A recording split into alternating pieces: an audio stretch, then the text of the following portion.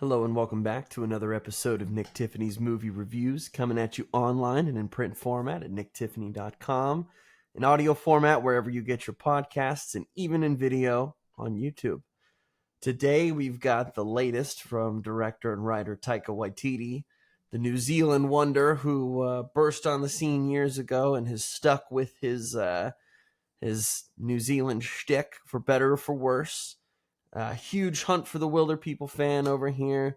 Likes Thor Ragnarok. Latest Thor, not great, personally. I think it just went too funny. I think sometimes Taika Waititi can be his own worst enemy, especially with his self-insertion into his different movies. I think that can get a little bit grating sometimes. I hate to say that the film we're talking about today, Next Goal Wins, is not entirely different.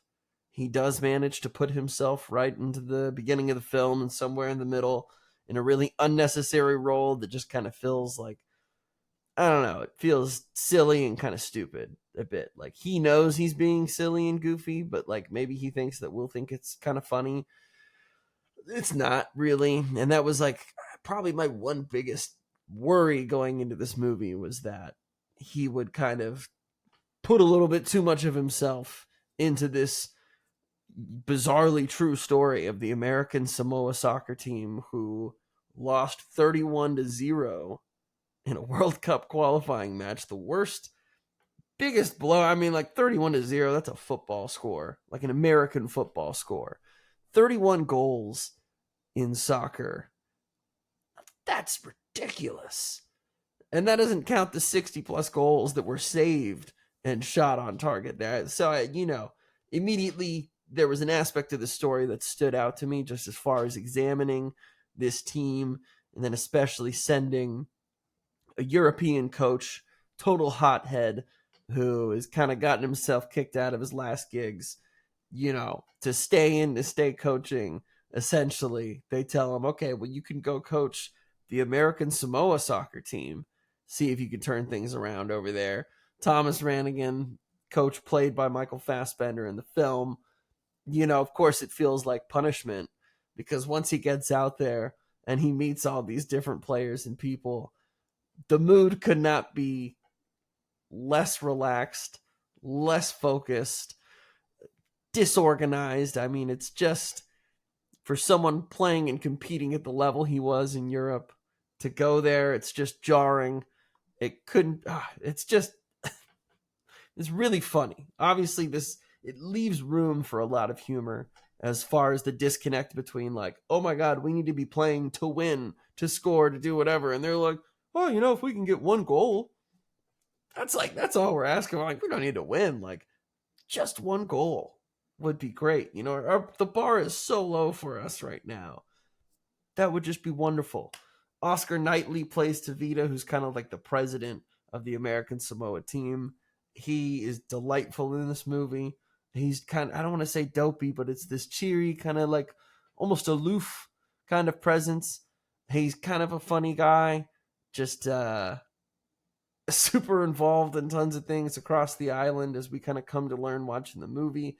You've got all these people working multiple different jobs just so they can kind of play on the team, which I think does speak to a lot of the heart that some of these people do have, despite not maybe having the same talent that everybody else might. But once Fassbender gets over here, once he starts learning the ways of the people, kind of participating a little bit more in that American Samoa culture, meeting some of these different players at their level, the film really develops a dramatic side that doesn't necessarily take over the comedy or the bigger picture at whole, but I think does add a really nice layer of, oh, you know what?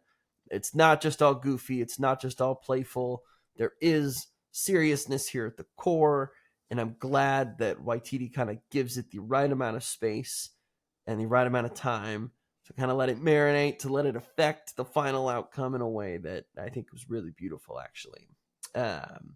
One of the main focuses of the story, though, I should say, as far as one of the main characters go, and again, this is based on a true story. There's a player on the team. Her name is Jaya, And in this film, she's played by the actress Kaimana. Once Thomas gets out there, there is this woman who is playing for the men's team. And to him, this is perplexing, decade plus back. Are you sure you're not here for the women's team? Okay, well, hey, you know what? If you're playing here, then you're playing. You're good, but you're on the men's team now. Like, if you're staying around, you're going to be on the men's team. And so this obviously getting into that realm of, I think, approaching or discussing especially older generations and how they observe persons who are queer, who are trans, who are non-binary. In this case, Jaya, in the film kind of says, I am still my birth gender as far as my physical aspects go. So yes, I can still play on the team because of this, but I am taking hormones and eventually we'll be moving to full female is the goal. The coach doesn't totally get this, but it's like, okay, whatever, as long as you're playing well, that's what I want from you right now. And there's a moment in the scene in the film that I've seen some people kind of take some issue with, sparking controversy, could be potentially triggering, but there's a moment when the coach dead names Jaya and calls her by the male birth name she was assigned that feels like foreign to her. And I think the coach kind of knows a little bit of what he's doing just to try to get under the skin, to try to really grab the attention of Jaya and say, hey, focus up. I need you doing this because you could be a leader out here, all this stuff. But it's a moment that, probably does kind of, I felt a little uncomfortable watching, obviously, because I'm sure she felt very uncomfortable. And where the film goes from there, I don't really want to touch on too much more because I think it does influence the final plot. Personally, again, and I am not someone who views this and relates to obviously being in that position, as a viewer of movies, as a fan of stories and arcs and complex characters, and just understanding sometimes the unfortunate reality of how things are in life and how quickly or not quickly some people get aboard and are just decent people to people they might not understand or know well enough. I think that getting past perhaps the triggering side of, hey, this has been said and this is how I'm viewing you, or this is what I'm doing purposefully to hurt you. I think the way the film handles it going forward and where it takes those two characters, actually, I think that was pivotal in telling part of this side of the story as well, and setting us up for learning who Jaya is and who Jaya kind of becomes in both the FIFA League and the American Samoa team, and just the importance that she has for that team. So it was something that I'd read about kind of going into the movie, was curious about maybe what was going to be handled, but I left feeling like I really enjoyed the dynamic, especially by the end, what they kind of had to say about her, how they show obstacles that she's kind of overcome, trying to be a leader for this team. Kaimana gives a phenomenal performance, and her chemistry with Michael Fassbender, I think, was terrific. Everybody in the movie is great. Most everybody's hilarious, but truly Fassbender and Kaimana, the two of them, phenomenal together. Really surprised at how well that duo worked and just how natural and organic everything felt between them.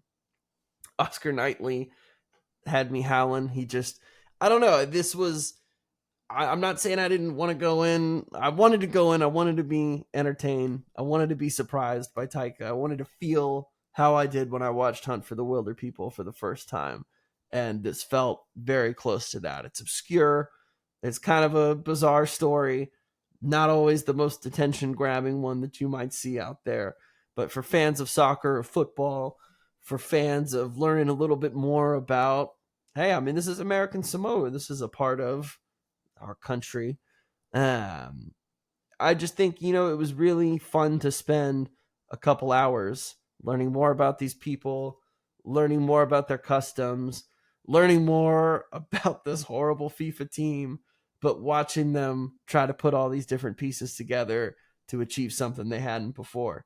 I came out of the movie maybe feeling like I'm in the minority based on what I've seen other people saying online.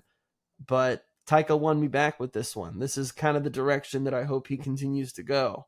I've read he's not really involved in the next Thor, and I think that's probably a good thing because I think it should give time to focus on projects more like this.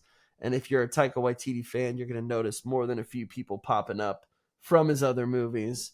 No Child Left Behind. I forget Rachel House, who's popped up pretty much in everything he's done, has just a funny another little bit role in this movie. She's just tons of fun to watch, super hilarious. So yeah, if you're in need of just a good, refreshing kind of pick me up comedy, I think Next Goal Wins scratches all of those different itches. As always, stay tuned to NT Movie Reviews on all social media networks, podcast platforms, and on YouTube, or on Instagram or TikTok, wherever you like to get your movie content, whether it's 60 seconds at a time or 11 minutes at a time. We try to cater to everything for you. Oscar season's coming up, so the movies are just going to keep coming. So just stay tuned. I mean, we got 3-4 reviews coming a week. It's been fun trying to keep up with this all, but we're doing middle of the night recordings, but you would never know. So as always, thanks again for listening, and we'll catch you next time.